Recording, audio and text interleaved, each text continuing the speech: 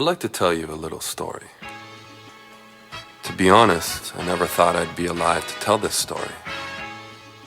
I never thought my life would change forever. You see, at 21, my restart button was pushed. Life as I knew it destroyed by someone I'd never even met. Left for dead in that dark, cold alleyway, the odds to live were not in my favor.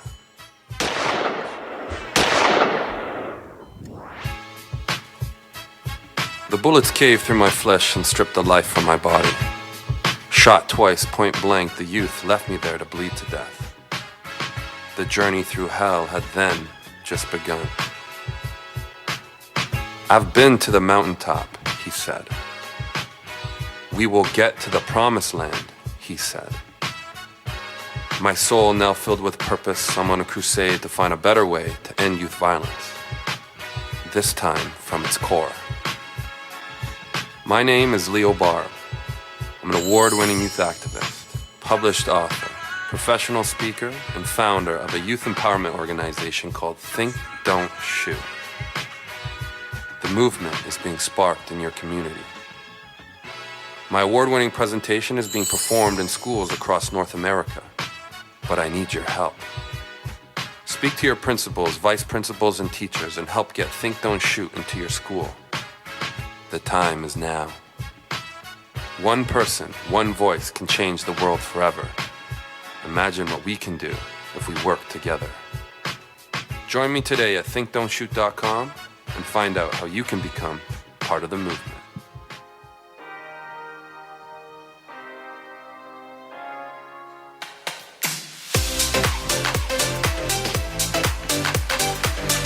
Please welcome Leo Barbe.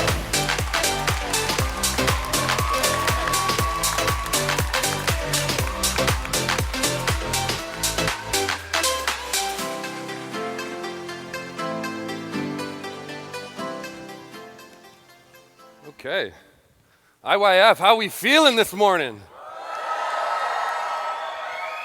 Amazing, amazing. Here we are.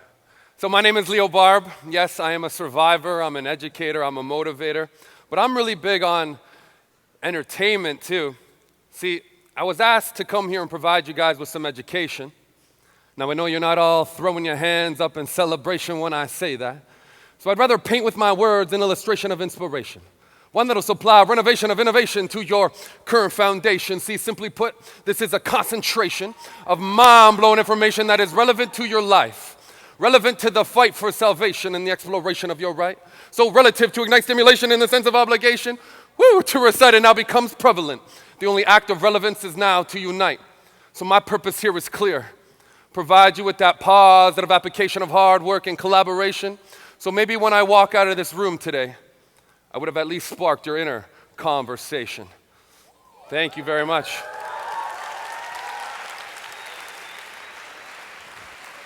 So, I started an organization called Think, Don't, Shoot. Now, that doesn't make me any better, any stronger than you. See, we all have greatness inside of us. It's all about tapping into it, right? I'm really big on emotions that drive our choices, right? Anger, fear, love, they drive us. Now, I was wondering, did anybody wake up this morning looking like this? Okay. You didn't rise with the sun? No, okay. Who looked more like me this morning? Yeah, that's what I thought. Okay. So now we're on the same page then. All right, cool. See, okay, I want to tell you a little bit about my story. See, my story starts when I was in high school. I went from this small little elementary school to this huge high school, had 2,500 kids. I remember rolling in on the first day. I'm like, Mom, this looks like a jail. Where are you taking me? My mom's looking in the rearview mirror. She thinks she sees, my son is going to be the best student ever. Oh my goodness. She probably saw this face. Like, I'd rather be playing PlayStation right now, to be honest with you, right? So I go to this school, right? 2,500 kids, right? Huge school. I remember walking through the hallway. There's guys like breakdancing and beatboxing in the hallways. And I'm like, oh boy, what am I doing here? And I don't know if you know, but like at your school, like a lot of high schools have like a hallway with all the popular girls. And I never seen girls like that walking. They're like, I'm so done with this school, my goodness. Oh, You know, girls have that like balancing act here, like, And I remember I'd never seen girls like that at my school, so I turned to go like, yo, hey, shawty, hey, hi, my name's Leo, hi. It probably went more like this, hi, I'm Leo, right? Girls like, oh my goodness, that grade 9's coming over here, run! It's like chasing the class, like, where are you guys going, hi? See, this was me in high school. Yeah, I ate my breakfast every single day, guys, come on. But I played hockey, football, rugby. If I could tackle another student and not get in trouble, yeah, sign me up. But my last name followed me everywhere. You think kids were calling me Barbie? Yeah, probably. But I'm a Ken doll. I'm not a Barbie doll. Chill. Look at this jawline. It's perfect. Try to mess with me. See, look, okay, we got to deal with the teachers, right? Telling us to come to class, do our homework. But you know what's amazing? I now work with teachers, and I realize they're actually pretty amazing people. I want everybody to put your hands together for the teachers in the room. Incredible people. One time for the teachers, please. See, my parents actually separated, so my dad and mom were constantly fighting. My life at home was falling apart, and then there were my friends. Yo, come and try this. Yo, drink this, smoke this. Yo, everybody's gonna be there. So I started following the wrong people, right? They say the 5 people you hang out with most start to dictate your future. I like when I say that, people start looking at their friends like, are you good enough for me or what? Look, see, okay, I graduated. I got this great job right out of school with a company called Canon. You guys know Canon, the camera people, right? Oh, hey, okay, hey. So, guys, I'm from Toronto. Anybody in Canada in the building? Give it up for Canada, all right. So, guys, I sold office equipment. Fortune 500 companies were my clients. Here I am in downtown Toronto. I got my suit on. I think I'm somebody, right? I'm on top of the world, right? But I need to relax a little bit, right? Okay, next slide, please. Yeah. So I went to Montreal, a beautiful city in Canada. Let me paint the picture. Canada Day weekend, jazz festival, 40-degree weather, which in Canada is hot. It's probably like 105, right? And I remember we rolled in with like 18 of my friends. We had like 4 cars full of people. We roll in, we're here to celebrate, right? See, first night was low-key. Second night, we hit up the nightclub, obviously, right? We're here to celebrate. And I remember walking into the club, and I see these 2 beautiful girls over at the bar. And I'm like, yo, I'm gonna go talk to those girls. So you know what my buddies did, right? They came up behind me. They start rubbing my shoulders, whispering in my ear, like, you got this, bro. They're like pumping up my tires, right? Like, I'm like, so I'm like, all right, I'm gonna go talk to those girls. So I start dancing over. I'm like, hey, what's up, girls? Hey. I don't know why my voice went like that. I think the girls went to my high school because they're like, yeah, that guy's coming over here. Run!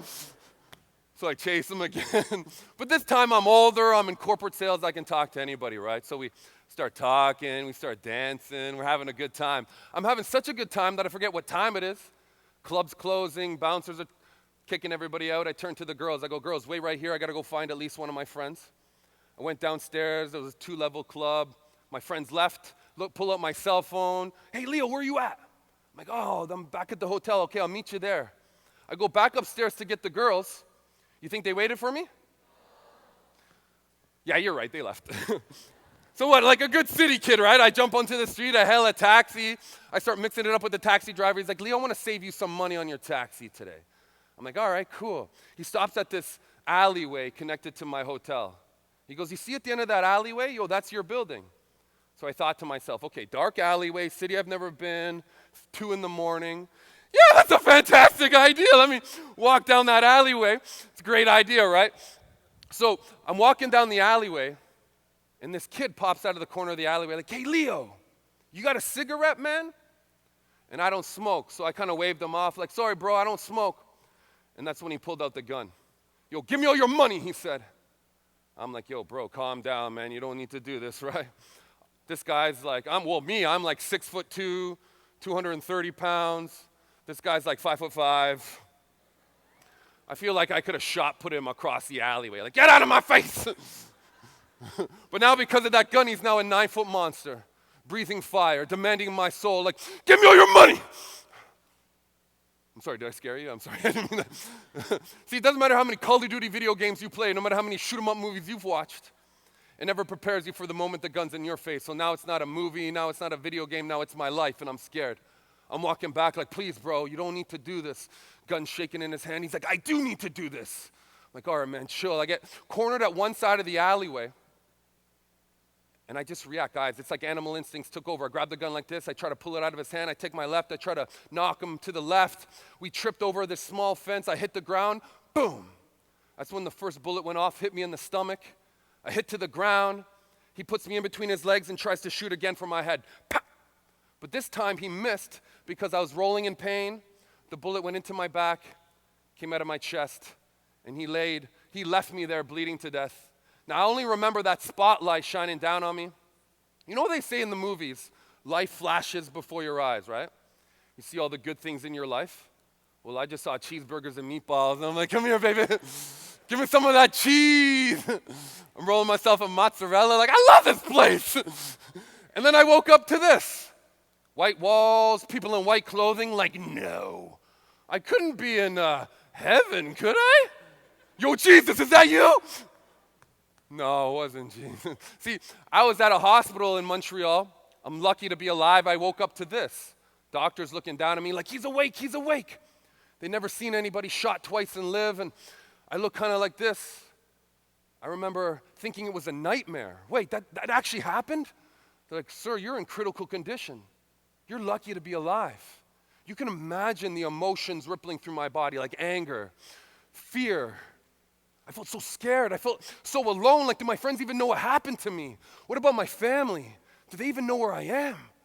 What do I do now? Guys, I was in Montreal for 14 days. Not a single day was promised to me. My mom came, took me home. I was lucky to live. Home sweet home, right? I saw the CN Tower, in Toronto. Like, I'm home, baby. I'm home. My mom had this amazing breakfast. It's a celebration. Leo lived. I had a couple bites of the eggs that my mom made, and I fell asleep on the couch. And I woke up to my stomach, like, literally expanding. You know when you, like, eat too much at an all-you-can-eat buffet and get one of those food babies? His name was Jacob. I loved him. No, I'm joking. It was by all the stuff that eats away at your food had nowhere to go, so it was building and building and building. You can imagine my parents are like, what do we do now? Like, obviously, we'll go to the hospital, but the hospital for me was pain, agony, and surgeries. I didn't want to have to go back, but it hit me. This nightmare that I thought was over was just about to start. See, okay, so they put me on a test room. Have you guys ever seen this machine before? Yeah, CT scan bed, right? So they looked on my insides, and I remember I'm in the waiting room, right? And the doctor walked in after and went, Leo, hi. I'm like, doctor, why are you smiling, bro? He goes, I got good news and I got bad news. I said, okay, hit me with the good news. He goes, okay, we're going to be able to operate you have 2 blood clots. We're going to be able to operate on one. That's on your bladder. I said, okay. Wait, what's the bad news? He goes, you're going to have to do the surgery completely awake. I said, that's what I said. Like, what? Yo, what are you smoking, doctor? Seriously? Whoa. See, I was put to sleep too soon in Montreal, so if they put me to sleep again, I might be forced into an induced coma, and I might never wake up. So I had to go under the knife completely awake. Now, guys, you know those like half hospital gowns they give you, right? I'm walking into the surgery room. My like butt cheeks are hanging out. Right? They'll get you, man. Watch out. So I don't know if you know this, but hospitals are always so cold, and these machines are always stainless steel. I'm looking at the doctor like, you want me to put my butt cheeks on that? You must be crazy. So you know what you do? I start like blowing on. I'm like, didn't work. So I like threw one cheek on, try and warm that up. you know when you get into like a hot bath, you gotta like inch your way in. You're like inch. So I'm inching my way in. I'm laying there, and this door kicked open in the back of the room. Boom, and this big nurse walked in. Boom, boom. I'm looking at the door like, who's she? I didn't sign up for this. She went right to my bedside. She grabbed my hand. She looked me right in the eye and went, are you ready? Ready for what? Like, is this Game of Thrones or like, what happens now? Right? See, 2.5-hour surgeries, completely awake. My screams echo through the hallway. See, I make a joke of it, right? But one of the worst days of my life. See, I didn't look like this guy anymore. I lost 75 pounds. I went through 5 major surgeries over 5 months. I had to learn how to walk again. I was bedridden for so long. I look more like this guy. The light in my eyes was taken, the glow in my skin replaced. I was no longer the same person.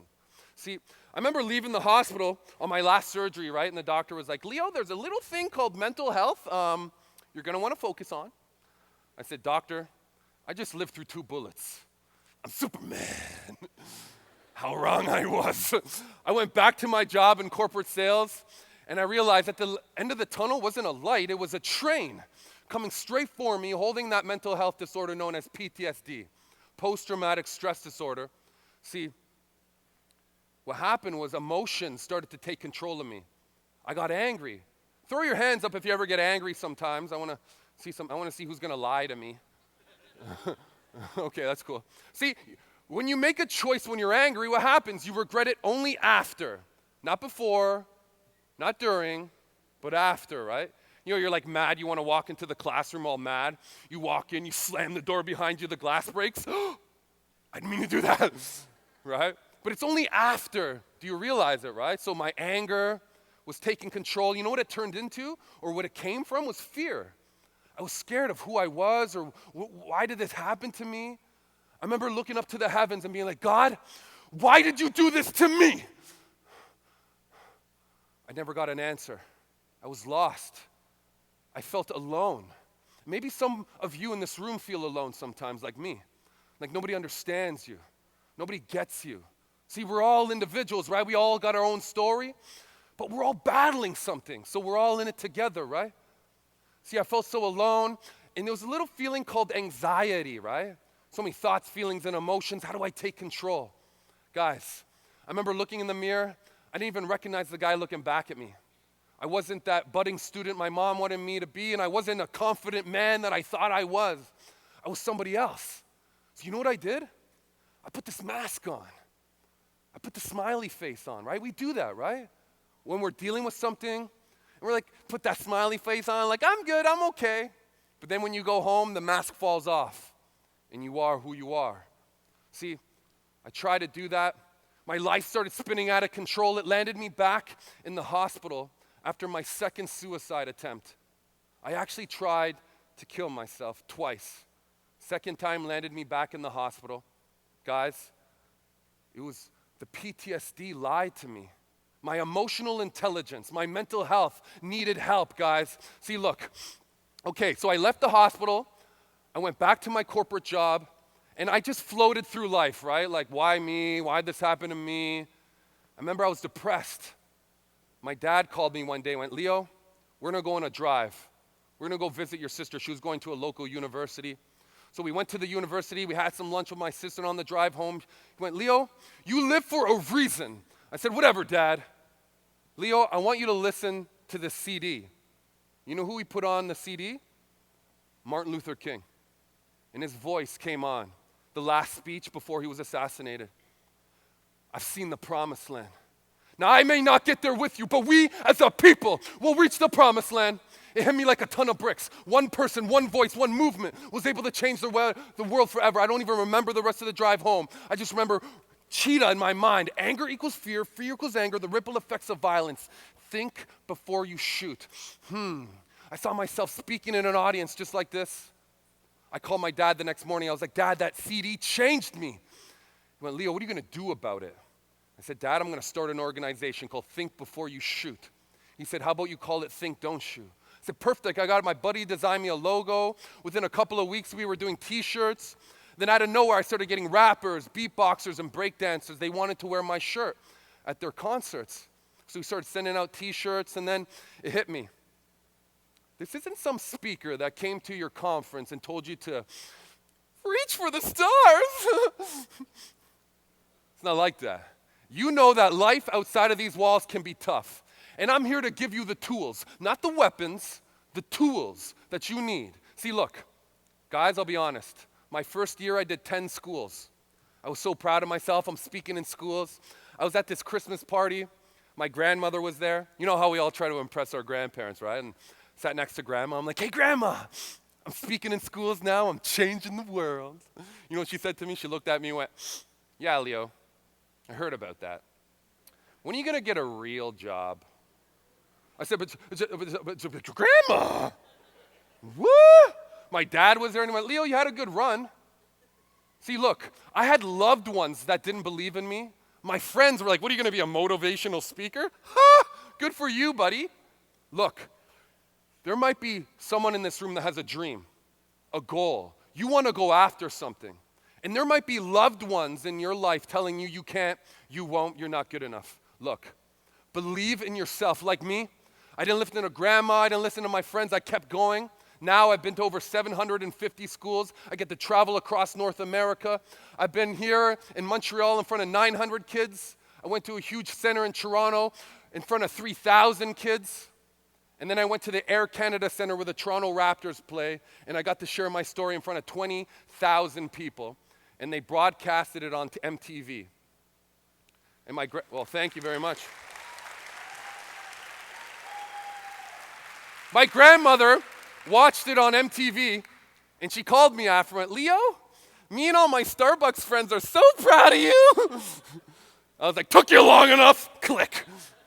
Jeez, I called her back. I'm like, I'm so sorry, Grandma. I'm sorry. I love you. Look, I even do programming in schools. They gave me these awards. I get to work with the coolest companies in the world. I even wrote a book about my life called Slaying the Dragon, and I went on a book tour, and I realized something, that it doesn't matter who you are. Doesn't matter the color of your skin. I don't care if you drove here in a new BMW or you took the bus. It does not matter who you are, that we all have a storm going on in our minds. And you got to deal with it before you even walk into your classroom. And what's crazy is now you have this. Social media forces you into the fast lane, whether you're ready or you're not. Look, I want you to stay strong. So look, okay. My voice has been heard by over 69 different countries. I get to do this for a living. But please don't get it twisted. I know what it feels like to be alone. I know what it feels like to hate myself and not want to live anymore. I also know what it feels like to fly on a plane to a different city and to share my story and to do it for a living and be on top of the world. Guys, I've learned a couple things that I want to share with you here today. Let's start with this. Oh, he's so cute. Look, everyone in this room started the same way. You used to be so small you can fit into your mom's hand. Like, I don't know, maybe they had that Lion King moment with you, like, oh, Savannah. I don't know if Rafiki was there or what. I don't know, right? But like, it started like that. You know what's crazy to think? Even the guy who shot me started just like this, right? See, my brother recently had a baby, and I'm an uncle. And I remember visiting the baby in the hospital, and everybody was so happy, like, oh my goodness, the uncle's here, everybody's taking pictures, snap, snap, snap. I'm like, no pictures, no pictures. My brother's standing there with his baby like this, like some sort of biblical moment. Leo, meet your nephew, Joey. So I grabbed Joey, everyone's looking at me, I'm like, I could drop this kid and that'd be it. My grandparents are like, Leo! I'm like, I'm joking, Grandma, I'm the best uncle ever. I'm holding Joey like this, his head's in my hand. I'm like, Joey, I can move my finger, your neck goes back, and it's all over for you. My brother's like, give me my kid back. I'm like, bro, chill. Chill, dog. But see, look, we all started in this world the same way, right? And then we play this game of life. Where does it start? I don't know, like at home, grandma and grandpa, or maybe mom and dad who raised you. Maybe it's how they raised you that matters. Yo, I love duct tape, man, let me tell you. Yo, she's got her toy, she's good. Or maybe it's how they raise you that matters. I don't know, I can't be there. But we all come from a different household, a different culture, and then we come to school and we want to make some friends, right? We want to find our bestie, like build a squad, yo. And then all of a sudden you realize that not everybody has your back.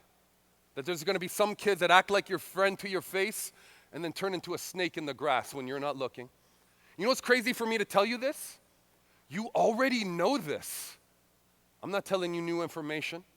Look, okay, I work with kids across the country and they tell me they want a few things. Yes, yeah, some money, of course. But you know what's more important than money, these kids are telling me? They want to be accepted for who they truly are. I'm not talking about when you're sitting in an auditorium with your best friend, you guys are telling jokes and laughing. I'm talking about when you go home or you back to your hotel and you lay on your bed alone. That person.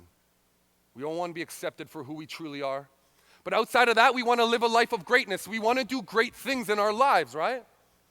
We want to take over the world. Okay, I got a quick question. Who's like me, goes to the bathroom for a quick pee, but you bring your cell phone, it turns into an hour session? Yeah, I see you. I see you, right? Your mom's knocking on the door like, what are you doing in there? I'm creeping on Instagram, right? You're like 52 weeks on someone's page. You don't want to double tap anything, right? We pull like ninja moves to get out of there real quick, right? Look, you like, you share, you comment, you follow, you subscribe. Why? Because you want to do cool things too, like the people online, but you have no idea the sacrifice, the hard work, the dedication it takes. Look, you forgot about the key to life. No, I'm not talking about DJ Khaled on Snapchat. No. Major key alert. No. I'm talking about one emotion called love. Love is the most powerful emotion we have. Look, there's small things in life that I want you to remember called your choices. Okay, look. When you build a puzzle, sometimes you get pieces that come together like this, like, oh, boom, easy. But what do you do with this piece? You know what you do with that piece? You put it off to the side and you'll be like, I'll do that tomorrow. Tomorrow never comes. And then you realize every single piece matters, just like every single choice matters. Look, there's good choices, there's bad choices. Like bad one is like bullying, right? See, look, a bully is somebody who can't make it for themselves, so they use intimidation to take it from somebody who can. So if you're being bullied right now, I want you to know something. You have something special the other student wants, and they can't do it for themselves. So maybe they're coming at you with their words, or maybe they do it online, and they hide behind their computer screen, their smartphone, or their iPad. There are kids killing themselves because of what another student said about them online. If you feel alone, I want you to know something. You are not alone. You got me. You got your teachers, your counselors, your family. You got IYF. We are here for you. Should never fight alone. Nobody should feel like this at lunchtime. Nobody should be walked over. Get some friends. No one should be like that. Look, there's a ripple effect to every choice. Some are big, some are small. Like I got a little chihuahua at home. He's like this big. And he greets me at the door like, you know how chihuahuas can be, right? And I'm like, get out of here! I'm sorry, I'm joking. I love him. His name is Reggie. My sister's got a Great Dane, though. His head comes here. And I call my sister like, can I ride your dog to my next school presentation? No. Or maybe choices seem pointless, like what are you going to have for lunch today? Or maybe they're the most important question. How did you wake up today? On what side of the bed? See, look, everybody wakes up and looks at their ceiling the same way, right? You have a choice. Do you focus on what you don't have, or do you focus on what you do have? When you focus on what you have, it's called gratitude. And you wake up on the right side of the bed because look, life can be tough. Life can be crazy sometimes. But look, there's another hand, there's another choice. Like, how about being lucky? Do you know that luck isn't some fairy that flies over New York and sprinkles pixie dust all over your head and now you're lucky? Doesn't happen like that. Luck comes from two things: working hard and staying positive. You can do one, work hard, but you look in the mirror and you don't tell yourself good things, you're only doing 50%. But when you work hard, stay positive, you put it together, you know what happens? That's when the right friends find you. That's when the right opportunities find you, because you're being who you truly are, a superhero. Now look, when you build a house, you put a house on a foundation. And sometimes kids take these bricks like choices and they throw them away. And your foundation looks like this. How are you going to put a house on top of that? Look, every brick in your foundation is a choice. As you're looking at me right now, you are building your foundation brick by brick. And when you focus on those bricks, when you work hard, you stay positive, you know what happens? You build a rock solid foundation, and then you get to live in the house of your dreams. But look, I'm going to skip that one. Look, emotions are driving you. You wake up happy, you go to bed sad, you wake up sad, you go to bed happy. Who's in control? You are. You have control of one thing, yourself, your emotions. 90% of your choices are made based on how you feel. Love, anger, fear, envy. They're driving you. So you got to control the emotion before you control the choice. Now look, when you woke up this morning, you look kind of like that, right? You know, you're at home, you're like, 5 more minutes, Mom! You hit your like iPhone snooze, you get 9 more minutes, all right? Right? Look, you're talking to yourself. The morning is when it happens the most. You're talking to yourself. But if you don't take control of that voice, the voice takes control of you, right? It's called your ego. The ego is that evil voice in your head. You can't. You won't. Nobody likes you. Why would you even try? You know what happens? You're looking in the mirror getting ready for your day. And you don't even realize that ego is talking to you. You know what you do back? You talk back to that ego. You know what I say? I say 2 things every single day. I can and I will. And I don't believe it all the time, right? Because I've had people that say, you can't, you won't. Nobody's going to care, Leo. You know what I say? I can and I will. Now look, I want everybody to take a second, and I want you to think about what you want to be when you're older. What do you dream to become? Who is the person you want to become later in life? Put it in your head right now. Maybe it's to be a pastor.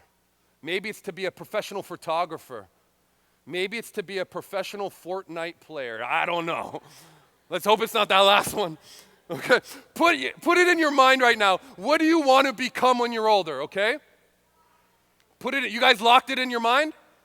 Okay, I need help with this one, okay? Look, when you see an NFL lineman on the line waiting for the whistle, they're talking to themselves. When you see an NBA player about to shoot a free throw in front of 30,000 screaming fans, he's talking to himself. When you see a new fashionista about to walk the runway in front of 500 designers, she's backstage talking to herself. And just like me, when I'm at the side of this auditorium and I'm being introduced, I'm over there talking to myself. And we say the same thing. I can and I will. Okay, I got a question. You guys want to get loud with me for a second? Yeah. I didn't hear you. You want to get loud with me for a second? Yeah. All right. Let's do this. Okay, put that thing you want to become in your head right now. Picture it. Envision it. Who do I want to become? Okay? Lock it in. And I need your help. When I say you can, I want you to scream back as loud as you can, saying, I will. Because the power is within you to be whatever you want to become. You guys ready? Knock it out, right? All right, you guys ready? Okay, let's do this. When I say you can, you say, okay. Let's do that again. When I say you can, you say, one more time. When I say you can, you say, yeah! Look, you got to do this every single day. It starts right now. This is how you take control of your life. Look, if I can go from an alleyway, shot twice, left for dead, now I get to travel the world and I call it my job because I get to help people. Imagine what you can do if you start I can, I will today. Now look, before I go, I'd like to spill out this little note I wrote. To prep young minds and see them roll what's dope. The conscious mind is inside, so show you got this. To be me, that's you, you know you got this. IYF, Thank you for your time today. I appreciate all of you.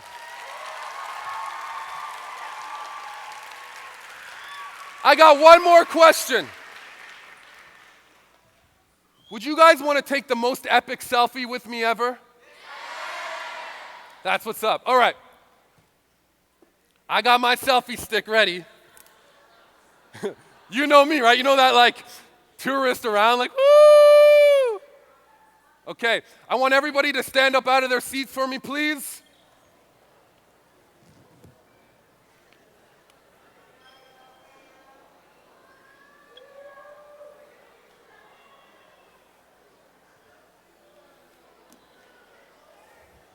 Okay, guys. So, I'm going to post this selfie online. I want you to go check out the selfie, look at yourself in the background, look at me going crazy, and let me know how you thought of today, okay? You guys ready? On the count of 3, we're going to take the most epic selfie. All right. 1, 2, 3, go. Okay, guys. I want to thank you for your time again. Hope you have an amazing conference. I appreciate all of you.